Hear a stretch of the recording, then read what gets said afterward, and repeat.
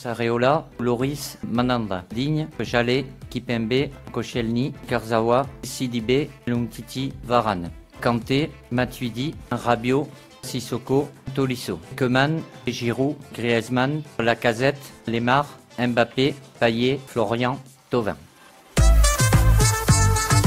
Salut à tous, bienvenue dans la quotidienne, très heureux de vous retrouver. Une liste classique annoncée cet après-midi par Didier Deschamps. Le sélectionneur a décidé de ne pas prendre de risques avant d'affronter la Bulgarie dans 10 jours, puis la Biélorussie. Des matchs décisifs pour la qualif pour le Mondial 2018. Des Bleus sans Paul Pogba, Ousmane Dembélé et Benjamin Mendy blessés, mais avec les retours de Dimitri Payet et Moussa Sissoko. La dernière sélection, il était blessé. Il est revenu, il est plutôt performant. J'oublie pas ce que Dim a fait avec nous. Il sait très bien qu'aujourd'hui la concurrence est forte dans les postes offensifs, mais à partir du moment où il retrouve son niveau qui doit être le sien, ça me semble logique qu'il revienne avec nous. Alors la question du jour elle est simple. Est-ce que selon vous, c'est la meilleure liste pour se qualifier? Répondez, donnez vos avis, nous sélectionnerons 2 réponses demain dans la quotidienne. Grosse performance hier en Ligue des Champions du Paris Saint-Germain, une victoire 3-0 au Parc contre le Bayern Munich, des buts de Dani Alves, Edinson Cavani et Neymar, une attaque de feu avec un Mbappé de gala, ovationné par son public. L'Europe est prévenue.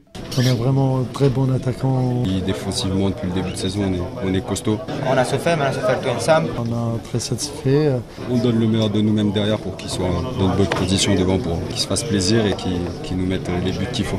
On a défendu très bien. Je pense que tout le monde parle de l'attaque, mais je pense que la défense aujourd'hui était formidable. Ouais, c'est vrai, on envoie un très gros message à toute l'Europe. On l'a appris il y a tout juste 2 heures. Carlo Ancelotti et le Bayern Munich, c'est terminé. C'est Willy Sagnol qui va lui succéder sur le banc du club dès ce week-end. Paris, leader de son groupe dans lequel le Celtic Glasgow a corrigé Anderlecht 3-0 en Belgique. Dans les autres matchs, Manchester United s'est baladé contre le CSKA Moscou. Victoire 4-1 avec un but et une passe d'Anthony Martial et un doublé de Lukaku. Le FC Bâle s'offre une manita contre Benfica. Le Barça, lui, s'en sort bien sur la pelouse du Sporting avec une victoire 1-0. Et dans l'autre grosse affiche de la soirée, l'Atlético Madrid s'incline 2-1 à domicile contre Chelsea, malgré l'ouverture du score d'Antoine Griezmann. C'est Michy Batshuayi qui offre la victoire aux Blues dans les arrêts de jeu. Avec un nouveau match énorme de la paire française Kanté Bakayoko au milieu de terrain, les supporters londoniens leur ont déjà dédié un chant.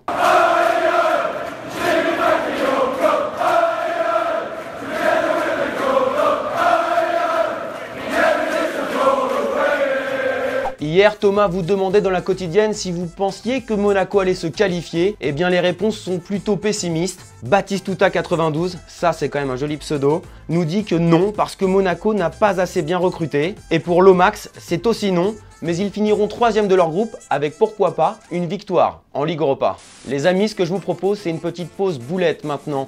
Et celle-là, on la doit au gardien du Dynamo de Kiev hier en Youth League contre l'Inter Milan. Et ça fait mal.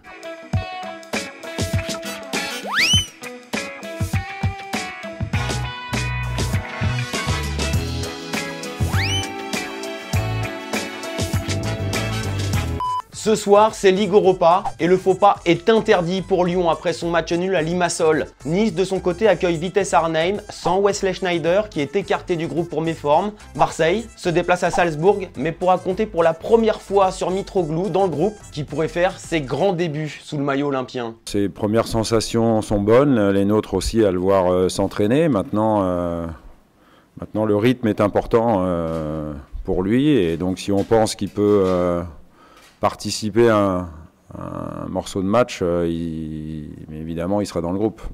Voilà, c'est la fin de cette quotidienne. On se retrouve demain. N'hésitez pas à liker, partager sur les réseaux sociaux. Et comme d'hab, on se quitte en musique avec la grande classe du japonais Keisuke Honda, aujourd'hui au Mexique. Ciao.